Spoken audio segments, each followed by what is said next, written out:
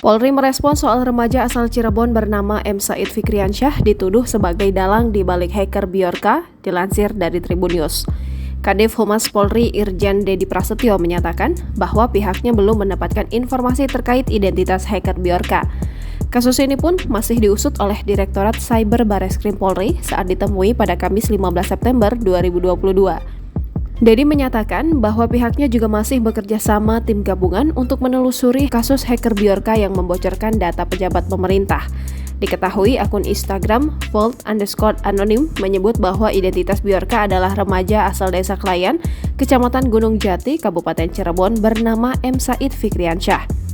Kemudian, karena dituding sebagai Bjorka, remaja berumur 17 tahun ini membantahnya. Ia mengaku berprofesi sebagai seorang video editor. Bahkan saat mengetahui namanya disangkutkan dengan Bjorka, Said mengaku kaget. Said menyebut baru mengetahui dirinya disangkutkan dengan sosok di balik nama Bjorka pada Selasa 13 September 2022. Ia mengaku takut saat mengetahui namanya dianggap sebagai Bjorka lantaran tidak tahu tentang aksi peretasan yang dilakukan Bjorka.